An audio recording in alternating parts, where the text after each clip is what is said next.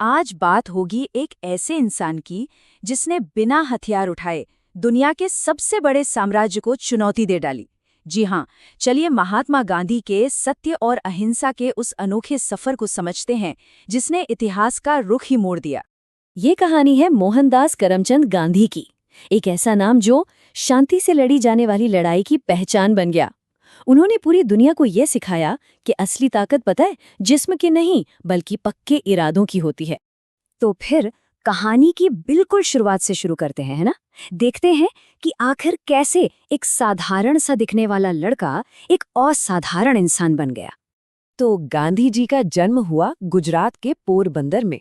उनके पिता करमचंद गांधी एक दीवान थे और उनकी माँ पुतलीबाई बहुत ही धार्मिक महिला थीं। और इसी का असर गांधी जी पर हमें हमेशा देखने मिला।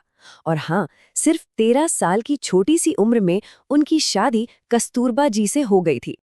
अब ये बात शायद थोड़ी हैरान करने वाली लगे, लेकिन जो इंसान आगे चलकर लाखों करोड़ों लोगों का नेता बना, वो बचपन में बहुत ही शर्मीला था। इतना शर्मीला कि दूसरे बच्चों से बात करने में भी हिचकिचाता था। सोचिए, उनके आगे के जीवन से ये कितना अलग था।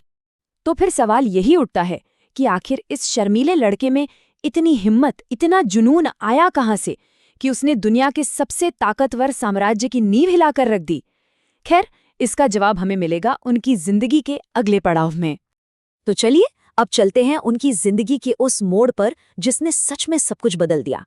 कहानी अब पहुंचती है दक्षिण अफ्रीका, वो जगह जहां गांधी को अपना असली मकसद मिला।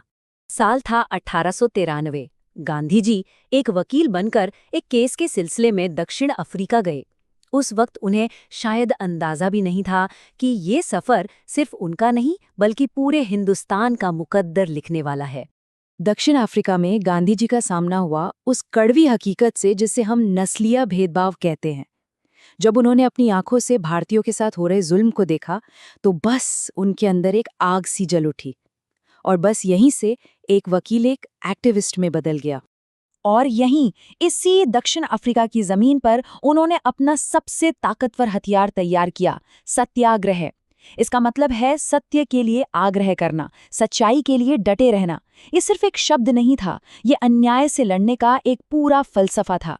एक ऐसा तरीका जिसमें हिंसा के लिए बिल्कुल कोई जगह नहीं थी। मकसद दुश्मन को हराना नहीं बल्कि उसका दिल जीतना था। दक्षिण अफ्रीका में अपने इस हथियार को आजमाने के बाद गांधी जी एक नए और मजबूत इरादे के साथ भारत वापस लौटे। और आते ही वो सीधे स्वतंत्रता संग्राम की आग में कूद पड़े। ये टाइमलाइन देखिए, साफ पता चलता है कि भारत लौटते ही वो कितनी तेजी से काम में लग गए। 1915 में अहमदाबाद में सत्याग्रह आश्रम की स्थापना की, जो आज़ादी की लड़ाई का एक बहुत बड़ा केंद्र बना। और फिर दशकों के लंबे संघर्ष के बाद उन्हीं के नेतृत्व में 1947 में भारत आज़ाद हुआ। लेकिन उनका असर सिर्फ आज़ादी दिलाने तक ही सीमित नहीं था। असल में उन्होंने तो भारतीय राजनीति की आत्मा में ही सत्य और अहिंसा के वो बीज बो दिए जो आज भी हमारी पहचान का एक अहम हिस्सा हैं। तो अब बात करते हैं उनकी उस विरासत की जो आज भी जिंदा है, सत्य और अहिंसा का वो रास्ता जो आज भी पूरी दुनिया को राह दिखाता है। अगर आप इतिहास उठाकर देखेंगे ना तो पाएंगे कि आज़ादी की ज़्यादातर लड़ाइयाँ खून खराबे से ही लड़ी गई हैं। हमेशा से यही माना जाता था कि बिना ताकत दिखाए, बिना हिंसा के सत्ता हासिल हो ही नहीं सकती। लेकिन भारत ने इस पूरी सोच को ही बदल कर रख दिया। भारत की आज़ादी की कहानी इतिहास में एक गौरवपूर्ण अपवाद है। और कह सकते हैं कि इस चमत्कार का पूरा श्रेय सिर्फ और सिर्फ महात्मा गांधी के अहिंसक आंदोलन को ही जाता है। ये बात उनके व्यक्तित्व को कितने सुंदर तरीके से बताती है ना? वो सिर्फ एक नेता नहीं थे, वो एक दार्शनिक थे, एक समाज सुधारक थे, एक गुरु थे।